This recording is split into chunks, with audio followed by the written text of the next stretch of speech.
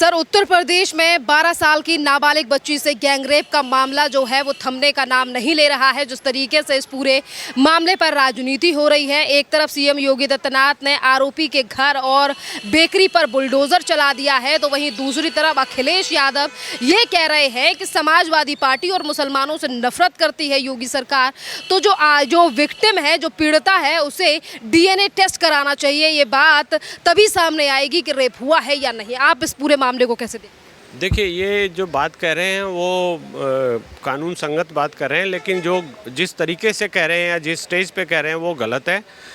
DNA test तो होगा, accuse का भी होता है और विक्टिम का भी होता है। हर रेप की प्रक्रिया में ये पुलिस का स्टैंडर्ड प्रोटोकॉल है, इसके लिए स्टैंडिंग ऑर्डर्स भी हैं। होगा, बिल्कुल सही है, होगा, लेकिन पहले ही कहना है, पुलिस को डायरेक्ट करना अभी से कि आप टेस्ट कराइए, ये कराइए, वो एक कानूनी प्रक्रिया है, वो अपने हिसाब से होगी।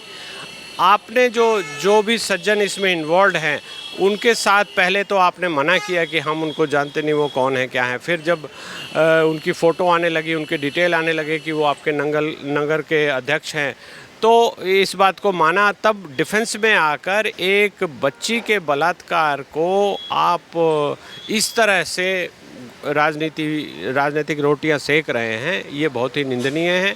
और समाजवादी पार्टी पहले भी ऐसा करती रही है। आपको पीछे वाली बातें मैं दोहराना नहीं चाहता, लेकिन समाजवादी पार्टी हमेशा ऐसी चीज़ें करती है। इनके पार्टी का अगर कोई कैडर है या सपोर्टर है तो वो कानून से ऊपर है।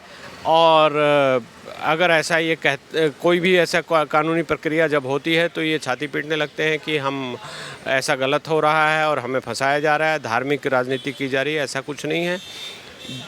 जिस किसी ने भी क्राइम किया है वो कानून के हिसाब से एक अभियुक्त है, मुजरिम है, और कानून अपना जांच करेगी, प्रक्रिया है उसकी। डीएनए टेस्ट भी होगा, सब कुछ होगा। उसके बाद रिपोर्ट आएगी, उस रिपोर्ट में ट्रायल चलेगी। ट्रायल के बाद ही जो प्रक्रिया है कि ट्रायल में अगर वो दोष मुक्त पाए जाते हैं तो दोष मुक्त पाए जाएंगे। ऐसा कुछ अजूबा तो है नहीं। ये देश में लाखों करोड़ों केस इस तरह से चलते रहते हैं, तो कोई स्पेशल केस तो इसको लेकर बनाया नहीं जा सकता, स्पेशल कानून नहीं बनाया जा सकता। ये जो मांग कर रहे हैं बिना सिर पैर की मांग है, बेबुनियाद मांग है, और ये कहीं से भी मंजूर नहीं की जा सकती है। सर, इसी के साथ सवाल ये भी है कि मोहित खान को लेकर उत्तर प्रदेश की सरकार ने जो कदम उठाया और बेकरी पर बुलडोजर चलवा दिया, जिसके बाद से आज अखिलेश यादव मीडिया से ये कहते हैं कि मुसलमानों को लेकर योगी और बीजेपी सरकार की जो सोच है वो असंवैधानिक है और अलोकतांत्रिक है।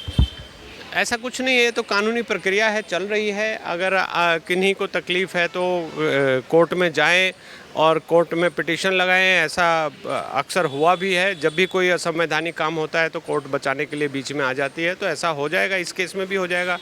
अभी पॉलिटिकल बयानबाजी करने के लिए या राजनीतिक रोटियां सेकने के लिए ऐसी उल्टी सीधी बातें करेंगे तो ये हमारे लोकतंत्र के में कहीं भी इसके लिए कोई प्रावधान नहीं है, कहीं कुछ नहीं है। हमारे कॉन्स्टिट्यूशन में ऐसा, संविधान में ऐसा कहीं कुछ प्रावधान नहीं है ताकि जिससे कि ये बाहर से बोल सके या डिमांड कर सके। ये तो एक्यूज़ और पुलिस के बीच की बात है। जो कंप्लेंट ने जिसका नाम लिखाया है, जो भी हैं, उनकी शिनाख्त की जाएगी, उनको आइडेंटिफाई किया जाएगा, उनको अरेस्ट किया जाएगा। उनका जो प्रोटोकॉल है पुलिस का वो फॉलो होगा। तो इसमें जो ये बातें कहते हैं कि ये पर्टिकुलर धर्म के हैं इसलिए ऐसा किया गया है, ऐसा कुछ नहीं है। जिसकी भी संलिप्तता होती है उसके खिलाफ law and order enforcing machinery काम करती है। इसको लेकर इनको छाती नहीं पीटना चाहिए इस तरह से। और अगर ये चाहते हैं तो इनको खुलकर कहना चाहिए कि अगर इसने किया है तो कानूनी प्रक्रिया का अपना काम करने दीजिए। कानूनी प्रक्रिया में जो होगा हम उसको सर माथे पर मानेंगे। ऐसा करने की बजाय ये उल्टी सीधी बातें करते हैं, और कल को जब ट्रायल चलेगा तो और भी उल्टी सीधी बातें करेंगे, गवाहों को धमकाएंगे, सामाजिक बहिष्कार किया जाएगा। तो इसी दोष को दूर करने के लिए तो ये कानून बनाया गया है कि ऐसा कोई पीड़िता हो, कोई विक्टिम हो, तो उसके कहने पर ही कानूनी कार्रवाई की जाएगी। जांच उसके बाद होती रहेगी, जांच की प्रक्रिया अपनी चलती रहेगी और वो होता रहेगा। तो इसमें कोई कोई नया तो इस केस में कुछ अलग से नहीं हो रहा, ताकि जिससे कि इनको तकलीफ हो रही है और जिस तरह की ये बातें कर रहे हैं ये मुझे बिना सिर पैर की लगती है। सर, पीड़िता की मां का भी बयान सामने आया है। उनकी तरफ से कहा गया है कि समाजवादी पार्टी के नेताओं ने उन्हें पैसे देकर ऑफर दिया कि तुम इस पूरे मामले पर शांत रहो। वहीं दूसरी तरफ मोहित खान जो कि आरोपी है, मुख्य आरोपी है, जिसकी बेकरी थी, मोहित खान 2012 के भी दुर्गा पूजा के जो दंगे हुए थे उत्तर प्रदेश में उसमें भी शामिल था। एक तरफ जो है वो मोहित खान की हिस्ट्री निकलकर सामने आ रही है और वहीं दूसरी तरफ समाजवादी पार्टी और अखिलेश यादव का मोहित खान के समर्थन के लिए जिस तरीके से बयान दिए जा रहे हैं, क्या ये सिर्फ इसीलिए बयान दिए जा रहे हैं क्योंकि राज्य में उपचुनाव होने वाले हैं 10 सीटों को लेकर? क्या इस तरीके की बयानबाजियों को लेकर या देखकर जो है वो अखिलेश यादव पर जनता भरोसा करेगी, या फिर वो अयोध्या की जनता फिर एक बार समाजवादी पार्टी पर भरोसा कर पाएगी जिनको अभी लोकसभा चुनाव में ही जिताकर भी?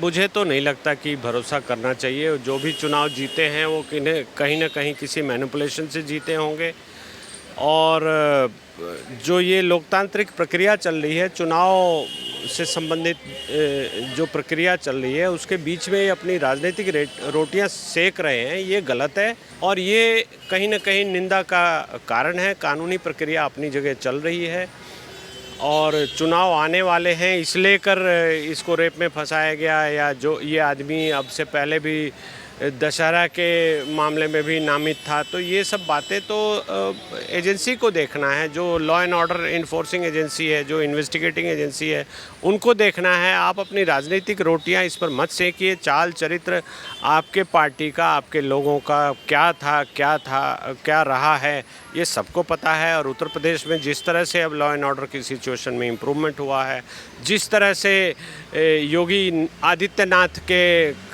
जो जीरो टॉलरेंस की जो नीति है, जिसमें कि वो बुलडोज़र को सबसे आगे भेज देते हैं अगर कोई क्राइम करके भागता है, तो वहाँ कोई धार्मिक या कोई सामाजिक लेकर कोई तो सवाल उठते हैं सर। उन्होंने कभी पिछले दिनों जो नेम प्लेट को लेकर सवाल लाया था, जो आदेश दिया गया था प्रशासन की तरफ से, ये हो या बुलडोज़र हो, उसी को लेकर तो अखिलेश यादव बोलते हैं कि एक कम्युनिटी से नफरत करते हैं योगी आदित्यनाथ, इसलिए कहीं ना कहीं मौका ढूंढते हैं कि उन्हें कैसे परेशानी।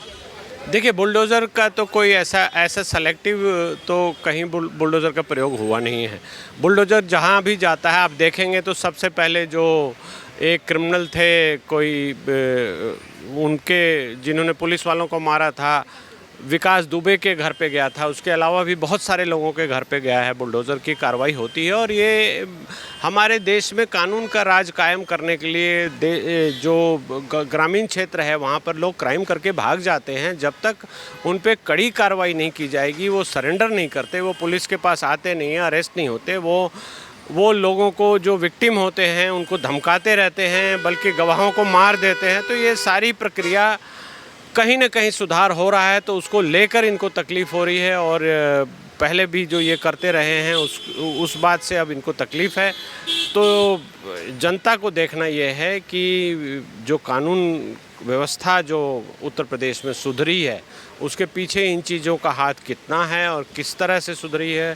जब तक ये एक्शन होंगे नहीं तब तक क्रिमिनल्स का मनोबल टूटेगा नहीं। तो ये कहीं ना कहीं मुझे जस्टिफाइड लगता है। और अगर किसी को लगता है कि ये कानूनी रूप से गलत है तो न्यायालय में जाकर, हाई कोर्ट में जाकर, सुप्रीम कोर्ट में जाकर इस प्रक्रिया को रुकवा दे, और कोई केस ऐसा हो जिसको लेकर वो ऐसा बोल सकते हैं। ऐसा मुझे तो नहीं लगता कि ऐसा कोई केस नज़र में आ रहा है, या बुलडोज़र किसी एक धर्म विशेष के लोगों के लिए भेजा जाता है, ऐसा कुछ नहीं है। डिस्ट्रिक्ट प्रशासन है, अगर आप एक्यूज्ड हैं, आप भाग रहे हैं कानून की प्रक्रिया से, तो आप की कुर्की जब्ती का आदेश न्यायालय से होता है। पुलिस के पास अधिकार है, पुलिस भी कर सकती है, न्यायालय भी कर सकता है। तो ये पहले ये सालों में होता था, कभी होता था, कभी नहीं होता था, कभी खाना पूरी होती थी। तो अब ये त्वरित रूप से हो रहा है। और जैसा कि आपने देखा होगा, योगी आदित्यनाथ जी ने सदन के पटल पे भी कहा, विधानसभा में भी खुलेआम कहा कि हम इन चीज़ों को टॉलरेट नहीं करेंगे। तो आप देखिए, लखनऊ में जो ये काम हुआ है, जो ये घटना हुई है, उसमें भी इस तरह की कार्रवाई की गई है। तो मुझे नहीं लगता कि कहीं इसमें गलती है।